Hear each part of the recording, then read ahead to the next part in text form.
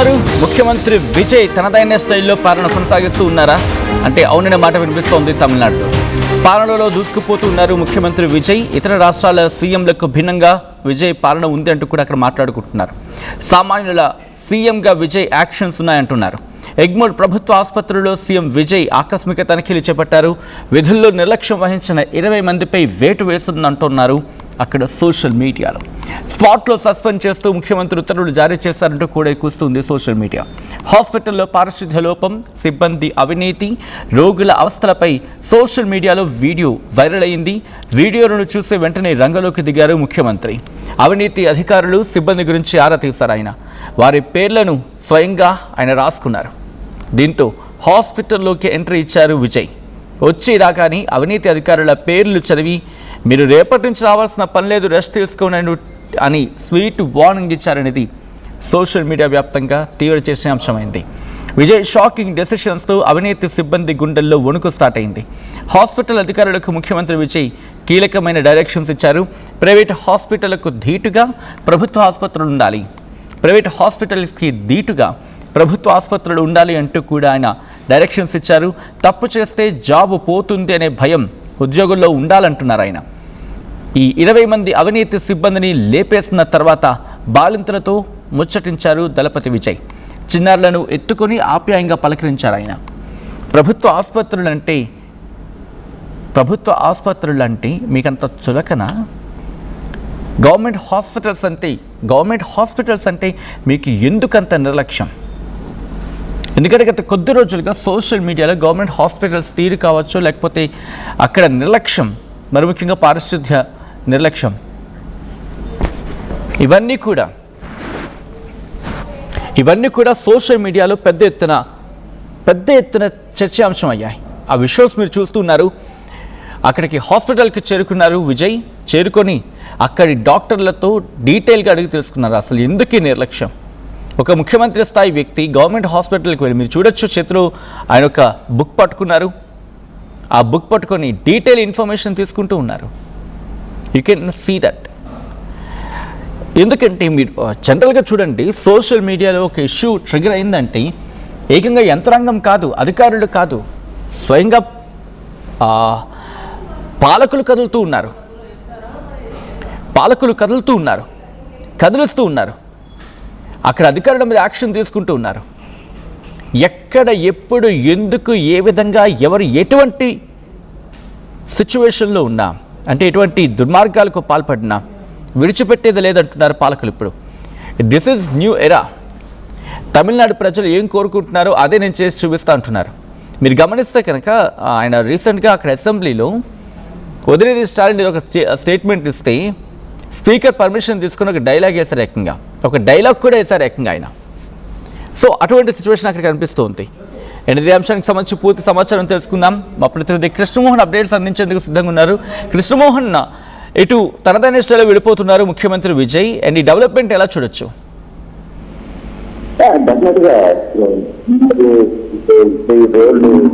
తమిళనాడులో ఇప్పుడు వరకు జరిగిన ముఖ్యమంత్రులకి పనితీరుకి భిన్నంగా ఉంది అనేది తమిళనాడులో కొంత చర్చ అయితే జరుగుతుంది. రాష్ట్రాల గతంలో పనిచేస్తున్న ముఖ్యమంత్రులు ఏ విధంగా పనిచేశారు, కొంత ఇదే స్టైల్లో జయలలిత కూడా కొంత ఆ ప్రకారంగా ఆమె నడిచేది. కొంత ఎమర్జెన్సీగా ఆకస్మికంగా వెళ్ళే ప్రయత్నం ఆమె చేసేది. కానీ ఆమె మాట అంటే శాసనంగా అక్కడ జరిగే ప్రయత్నం జరిగింది. కానీ విజయ్ నేరుగా స్పాట్ లోకి వెళ్ళిపోతున్నారు. అక్కడ తనకు వచ్చిన కంప్లైంట్స్ లేదు, తనకు వచ్చిన విషయాన్ని మనం నిన్నగాని చూస్తే ఎగ్మోర్ గవర్నమెంట్ ఆసుపత్రిలో చక్కని ఆయన లోపలికి వెళ్ళిపోయారు. ఆకస్మిక తనిఖీలు చేశారు. విధుల్లో అక్కడ మామూలుగా ఎవరెవరు పనిచేస్తున్నారో లేదు అనే ఎంక్వైరీ వాళ్ళ మీద వస్తున్నది. తానే ఒక డైరీలో రాసుకొని మరీ వెళ్ళి ఆ 20 మందిని పిలిచి ఇంకా మీరు రేపటి నుంచి విధుల్లోకి రావాల్సిన అవసరం లేదు అని చెప్పి క్లియర్ గా అక్కడికక్కడే చదివి ఇచ్చాడు. అంటే ఎవరు అవినీతికి పాల్పడుతున్నాడు, ఎవరు నిర్లక్ష్యంగా వహిస్తున్నారు అనే దాని మీద అక్కడికక్కడే ఆయన చదివి వినిపించి రేపటి నుంచి మీరు రావాల్సిన అవసరం లేదు అని చెప్పేసిన ఒక స్వీట్ వార్నింగ్. అది నిజంగానే స్టైల్ ఆఫ్ వర్కింగ్ లో కొంత సినిమా స్టైల్ వర్కింగ్ జరిగినా కానీ ముఖ్యమంత్రి ఏం చేయగలడు, ఏం చేయాలనుకుంటున్నాడు, ప్రజలకి తాను ఏం చెప్పాను అది చేయాలనుకుంటున్నాడు అనే దిశగా ఆయన నిజంగానే మాట్లాడే పరిస్థితి. అంటే ఇటీవల తమిళనాడు గవర్నమెంట్ ఆసుపత్రులు తర్వాత ఇటీవల మంత్రులు కూడా చాలా వరకు గుళ్ళ దగ్గర నుంచి బండ్ల దగ్గర వరకు ప్రతి దగ్గరికి ఆకస్మిక తనిఖీలు చేస్తున్నారు. ఆయన మంత్రివర్గం మొత్తం కూడా కొంత సోషల్ మీడియా మీదనే ఆధారపడి పనిచేస్తుంది. మనం చూసుకుంటే ఇప్పటి వరకు ముఖ్యమంత్రి కనీసం మీడియా సమావేశం కూడా నిర్వహించలేదు. అంటే ముఖ్యమంత్రిగా గెలిచిన తర్వాత కూడా ఆయన ఇప్పుడు దాకా అధికారికంగా ఒక మీడియా సమావేశం నిర్వహించాల. తాను ఒకటే చెప్తున్నారు, తాను ఏం చేయాలనుకుంటున్నానో నేను చెప్పింది చేస్తాను. పబ్లిక్ ఏ విధంగా కంప్లైంట్స్ కానీ మీద నుంచి వచ్చే బాధలు కావచ్చు ఇమ్మీడియట్ గా రెస్పాండ్ అవుతుంది. సో ఆయన ఆ దిశగానే వెళ్తున్నారు. ఎక్కడ పాలిటిక్స్ కి లేదు, అవతల వాళ్ళు ఏది మాట్లాడినా ప్రతిపక్షాలు ఏది మాట్లాడినా ఆయన పట్టించుకోవాలి. తాను చేయాలనుకున్న పనిని చాలా స్పష్టంగా చాలా క్లారిటీగా చేసేస్తున్న పరిస్థితి మనకి కనపడుతుంది. అంటే ఇదొక డైరెక్షన్ అనుకోవాలా? అంటే మిగిలిన అధికారులకి ఇది నేను కొత్తగా వచ్చింది కాదు, లేకపోతే అడ్మినిస్ట్రేషన్కి సంబంధించి ఏదో కొత్తగా వచ్చాను కదా అని చెప్పి హడావుడి చేయడం కాదు, నేను యాక్షన్లోకి నేరుగా దిగుతాను అని చెప్పకనే చెప్పే పరిస్థితి అనుకోవాలా?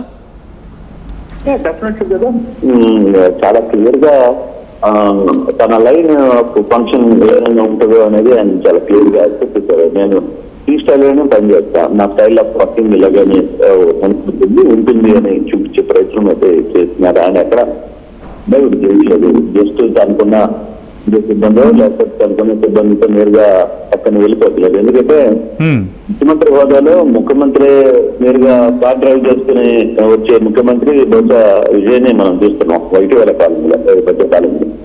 ఆయనే తన కారుని నేరుగా ముందు కాన్వాయ్ ఉన్నా కాన్వాయ్లో కూడా తన డ్రైవింగ్ తానే చేసుకుంటూ వచ్చేస్తారు ఎక్కడికైనా. సో అటువంటి సందర్భం ఇప్పుడు మనకి అయితే నిన్న ఏదైతే ఒకసారిగా ఆసుపత్రిలోకి వెళ్ళి ఈ వ్యవహారాన్ని చూశారో వెంటనే ప్రైవేట్ అక్కడ గవర్నమెంట్ ఆసుపత్రుల్లో డాక్టర్లు ఎలా పనిచేస్తారో మనకి తెలుసు. సాయంత్రం 9 గంటల 10 గంటలకు వస్తారు, సాయంత్రం 5 గంటలకైతే మధ్యాహ్నం నుంచే వెళ్ళిపోతారు. ఇప్పుడు వాళ్ళకంటే ప్రైవేట్ ఆసుపత్రులు ఉంటాయి, వాళ్ళంతా ప్రైవేట్ వాళ్ళతో పైన ఆయన క్లియర్ గా నిన్న ఒక్కసారి 20 మందిని మీరు రావద్దు, రేపటి నుంచి మీ పని అయిపోయింది అని చెప్పిన తర్వాత అసలుకి అన్ని గవర్నమెంట్ ఆసుపత్రుల్లో తమిళనాడులో ఒకసారి వెలికి పెట్టాయి ఏం జరుగుతుంది, అసలు ఏం చేయబోతున్నాడు ముఖ్యమంత్రి అని. ఆయన ఒకటే చెప్తున్నారు, ప్రైవేట్ హాస్పిటల్కి ధీటుగా ప్రభుత్వ ఆసుపత్రులు కూడా ఉండాలి. మీరు తప్పు చేస్తే జాబ్ పోతుంది అనే ఒక భయం ఉద్యోగంలో ఉండాలి, లేకపోతే అది వర్కౌట్ కాదు. మీకు ఇంపాక్ట్ లేకపోతే ప్రభుత్వానికి సేవ చేయాలి, ప్రజలకు సేవ చేయాలి అనే ఒక ఇది లేకపోతే ఇది అందుబాటులోకి రాదు అని ఒక నిర్ణయానికి వచ్చినట్టున్నాను. ఆయన అందుకే ఒక్కొక్క శాఖలో జరుగుతున్న అవినీతి మీద ప్రక్షాళన చేసే ప్రయత్నం అయితే నీట్గా చేస్తున్నారు. ఆ దిశగానే ముందుకు వెళ్తున్నారు. చూడాలి రాబోయే రోజుల్లో ఇది ఎంతవరకు వర్కౌట్ అవుతుంది. అంటే పబ్లిక్ హ్యాపీ దట్ ప్రభుత్వ ఉద్యోగస్తులు ఇట్లా సస్పెండ్ చేసుకుంటూ బట్టే వాళ్ళలో ఒక వ్యతిరేకత వస్తే వాళ్ళు రాబోయే రోజుల్లో చాలా సీరియస్ గా రియాక్ట్ అవుతారు ప్రభుత్వం మీద. ఎగ్జాక్ట్లీ, అంటే నా నెక్స్ట్ క్వశ్చన్ అదే ఉంటుంది. ఎందుకంటే ఒకవేళ ఇదే కనుక కంటిన్యూ అయితే ప్రభుత్వ ఉద్యోగుల్లో ఒక్కసారిగా వ్యతిరేకత వస్తే కనుక అది అడ్మినిస్ట్రేషన్ మీద ఇంపాక్ట్ చూపించే అవకాశం ఉంటుంది, సమ్వాట్ మళ్ళీ అది డ్యామేజ్ అయ్యే అవకాశం ఉంటుంది. సో దాన్ని ఎలా టాక్టికల్గా హ్యాండిల్ చేసే ప్రయత్నం జరుగుతుంది, ఎందుకంటే అడ్మినిస్ట్రేషన్కి మొత్తం టీం అంతా కూడా కొత్తది. బేసిక్ గా ఇక్కడ ఒక చిన్న ఏంటంటే అధికారులు మామూలుగా మన తెలుగు రాష్ట్రాల్లో ప్రభుత్వ ఉద్యోగుల జోలికి ఏ ప్రభుత్వాలు కూడా సాధ్యమైనంత వరకు వాళ్ళతో పెట్టుకున్న తర్వాత వాళ్ళు ఏ విధంగా రియాక్ట్ అవుతారు, వాళ్ళు ఏ విధంగా ప్రభుత్వాన్ని కూల్చేస్తారు కూడా మనం మన కళ్ళ ముందు చాలా ఎగ్జాంపుల్స్ చూసాం.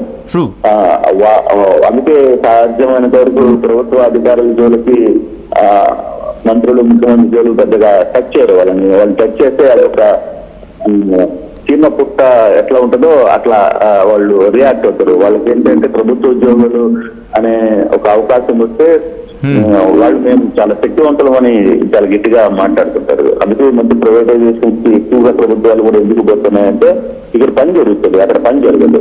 కాబట్టి కొంత ఆ ఇంపాక్ట్ ని ఫాలో అయ్యే పరిస్థితి. కానీ అదే ఇప్పుడు విజయ్ చాలా సీరియస్ గా ఈ ప్రభుత్వ ఉద్యోగస్తులు తర్వాత ఇక్కడ జరుగుతున్న అవినీతి మీద వెళ్తే వాళ్ళు ఎంతవరకు రియాక్ట్ అవుతారు అనేది చూడాలి. వాళ్ళ ప్లాన్ ఆఫ్ యాక్షన్స్ చాలా స్పీడ్ గా రియాక్ట్ అవుతారు వాళ్ళు.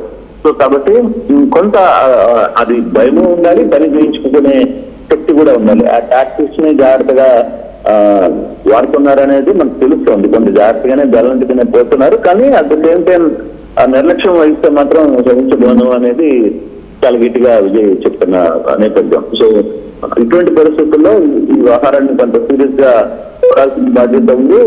విజయ్ కూడా కొంత తను కూడా ఏమీ ఫ్రెష్ బ్యాచ్ అని ఏం కాదు. ఆయన కూడా తనకు ఒక టీం ని ఏర్పాటు చేస్తున్నాడు. ఆ టీం లో ఏం చేయాలి ఏం చేయకూడదు అనే కొంత బ్యాక్ అండ్ వర్క్ గట్టిగానే నడుస్తుంది. కాబట్టి ప్రస్తుతం సక్సెస్ఫుల్ గానే ఆయన తన స్టెప్స్ మూవ్ చేస్తున్న పరిస్థితి అయితే మనం చూస్తున్నాం. Right right Krishnamohan, thanks for update. అది మొత్తంగా మా ఏపీ ఇన్పుట్ ఏంటంటే కృష్ణమోహన్ కూడా చెబుతోంది, ఇటు చాలా జాగ్రత్తగా ట్యాకిల్ చేసే ప్రయత్నం జరుగుతోంది. ముఖ్యమంత్రి విజయ్ దట్టు ఆ గవర్నమెంట్ ఆఫీసర్స్ని హ్యాండిల్ చేసే సందర్భంలో అవినీతి చేస్తే ఎవరిని విడిచిపెట్టను అనే డైరెక్షన్స్ ఇస్తూనే ఎవరైతే నిక్కచ్చిగా పాలన చేస్తారో, నిక్కచ్చిగా తమ విధులను నిర్వర్తిస్తారో వాళ్ళని కూడా అందలం ఎక్కించే ప్రయత్నం జరుగుతుంది. వాళ్ళకి ఇవ్వాల్సిన హోదా లేకపోతే వాళ్ళకి దక్కాల్సిన అన్నీ కూడా దక్కుతాయని అర్థం వచ్చేలాగా ముందుకు వెళ్తూ ఉన్నారు. గ్రౌండ్ లెవెల్లో ఎప్పుడైతే ఒక నాయకుడు వెళ్తాడో, గ్రౌండ్ లెవెల్లో ఉన్న పరిస్థితి ఎప్పుడైతే డైరెక్ట్గా చూస్తాడో, గ్రౌండ్ లెవెల్లో ఉన్న వాళ్ళకి ఇంకా అభిమానం కాదు, ఆయన మీద ఇంకా ఆదరణ దక్కుతూ ఉంటుంది. దాంతోపాటు గ్రౌండ్ లెవెల్లో ఉండే సిబ్బందికి కూడా భయం ఉంటుంది. ఓకే, మేము ఎక్కడ తప్పు చేస్తే ఏం జరుగుతుందని చెప్పి. అట్ ద సేమ్ టైం ఆ హైరార్కీ కూడా ప్రాపర్గా నడుస్తుంది. అలని చెప్పి ప్రతిసారి ప్రతి చోటుకి వెళ్ళాలా అవసరం లేదు. ఏదో అంటూ ఉంటారు కదా, అన్నం ఉడికిందా లేదా అనేది ఒక మెతుకు పట్టుకొని చూస్తే తెలిసిపోతుందని చెప్పి. సో అలాగా వ్యవస్థకు సంబంధించి ఒక్కొక్క డిపార్ట్మెంట్లో ఒక్కొక్కసారి సడన్గా వెళ్ళి చెక్ చేస్తే కనుక ఓకే ఈరోజు ఇక్కడ జరిగింది రేపు మనకి జరగచ్చు అని చెప్పి మిగిలిన వాళ్ళందరూ అలర్ట్ అవుతారు. ఒకనొక టైంలో అది అలర్ట్ అనేది పనికి వస్తుంది. యాక్షన్లోకి దిగాల అవసరం లేదు, కంప్లీట్గా ఆల్ ద టైం అవసరం లేదు. బట్ అవసరమైన సందర్భాలు దిగితే కనుక అది మిగతా వాళ్ళందరికీ ఒక ఇండికేషన్లా అవుతుంది. సో మొత్తంగా మీరేమనుకుంటూ ఉన్నారు? ముఖ్యమంత్రి విజయ్ పాలనపై మీ అభిప్రాయం ఏంటి? ఇలా నేరుగా డైరెక్ట్గా రంగంలోకి దిగి హాస్పిటల్స్కి వెళ్ళి తనిఖీ చేసి అక్కడ పరిస్థితులను తెలుసుకొని డైరెక్ట్గా అక్కడ యాక్షన్లోకి దిగడం మీరేమనుకుంటున్నారు? మీ అభిప్రాయం ఏంటి? కామెంట్ చేయండి.